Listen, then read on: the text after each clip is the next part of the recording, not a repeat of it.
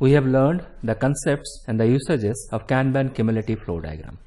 Now let us have a demonstration and further analysis with respect to this cumulative flow diagram. In front of us we have a task board view, which in fact is the Kanban board. And in this board we have multiple workflow states such as Kanban backlog, which I have renamed, next up, in progress, and done. In every workflow states we have a number of workflow items, such as in the done workflow state we have couple of work items. In next up, in progress workflow states we have multiple work items. Also in the Kanban backlog we are having a number of work items. This also can be visualized by going to the Gantt chart view. For that I'll go to the View tab, Task Views, and select the Gantt chart view. In the Gantt chart view we have a spreadsheet based representation of all the tasks. As you can see, in total we have 12 tasks, and there is a graphical representation in the graphical side of the Gantt chart.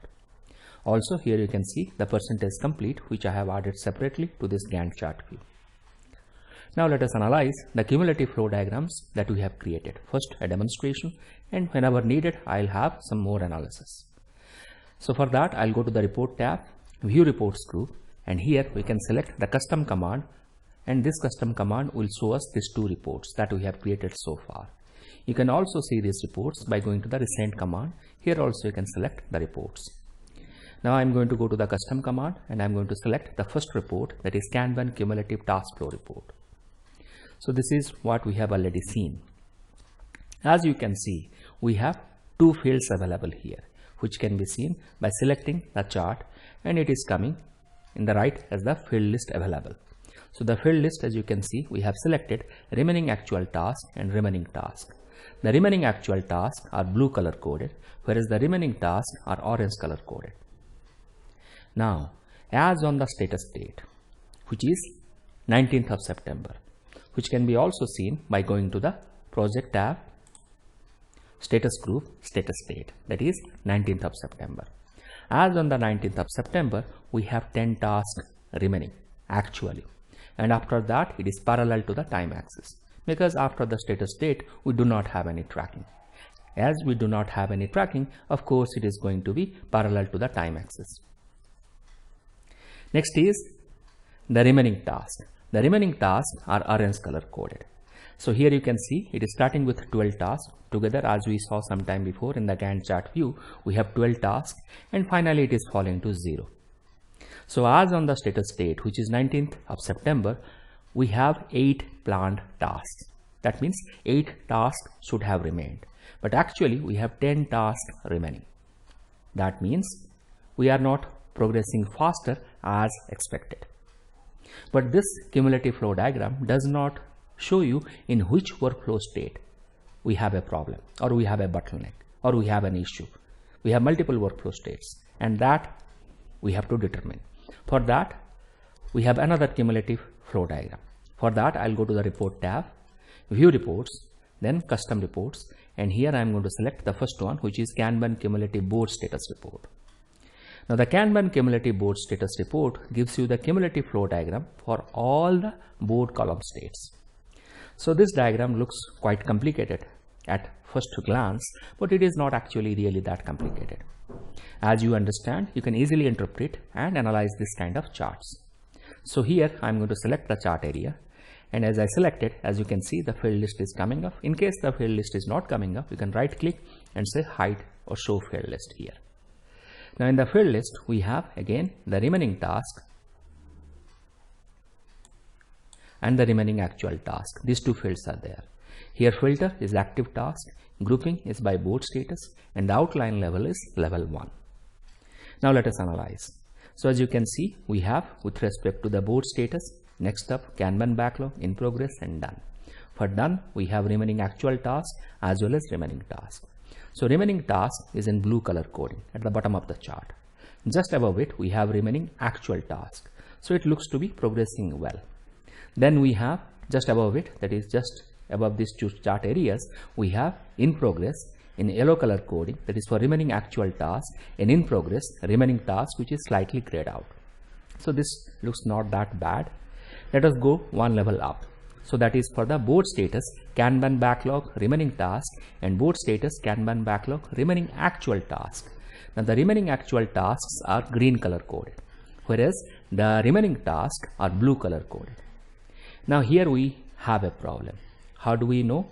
Let us see. As on the status date, which is 19th, that we have already seen. So 19th of September, ideally we should have 5 remaining tasks. That is the planned amount of tasks. But actually we have 7 tasks in the Kanban backlog. That means we are not having enough items pulled out from the Kanban backlog to the next up state. Because Kanban is a pull system, just in time as well as it is a pull system. So you have to pull the items from one workflow state to another workflow state. Now right now, as you can see, here we have 7, that is actual, but ideally we should have 5. That means 2 tasks we are unable to pull out. So that means we have a problem here. There can be a number of reasons for it. It is possible that just below that, that is the next up. So next up task, we are not having sufficient progress, or it is possible that there is some analysis going on before you pull out the task from the Kanban backlog into the next up workflow state, and that analysis is not yet complete. Or maybe the work item is quite complicated, we really don't know much about it. There can be a number of reasons, but this cumulative board status report is telling you with respect to the board column states where we have a problem. Another thing to know is the work in progress. How many items are there in the work in progress? So for that, what I am going to do, I'll go to the field list. I am going to remove the remaining tasks from the field list. As I remove the remaining tasks from the field list, and I'll come out of it. So remaining tasks are removed. Now we have this available only for the remaining actual task, because what are the tasks we are completing as on the status date or on the board. So our status date is on 19th of September. Now I'm going to select this chart area, select the date, and right click and say show field list. I'm going to edit it up to the status date. So I'll go to tasks, category is time, and I'm going to hit on this edit button, and I'm going to change it to 19th of September. So I'll go and make it 19th of September. Now as I did that and I come out of it, now it is changed to 19th of September from the start of the project till 19th of September. Now you can quickly find out what is the work in progress at this stage of the project. So here we have 1, that is next up, then Kanban backlog we have 7, then we have in progress we have 2, then we have done we have 0. So that means 1 plus 7 is 8, plus 2 is 10, plus 0 is again 10. That means we have total 10 tasks work in progress with respect to the Kanban board. You might think this has no value. This is very silly. It is not silly. It has a lot of value, because I have a very simple project. You might have hundreds of tasks in your project. Now when you have hundreds of tasks in your project, that time it is very difficult to determine. Either you go to the task board and manually calculate how many tasks are in progress, or you go to the Gantt chart view and manually calculate, or you can also apply your grouping.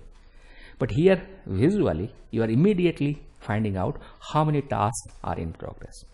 As I have informed in the article, one of the fundamental aspects of Kanban is limit the work in progress, because with that the flow is smoothened or flow is good. Not only this, view with respect to Kanban cumulative flow diagram, that is with respect to remaining task or remaining actual task. You can also go for other cumulative flow diagrams. So here I am going to again say show field list.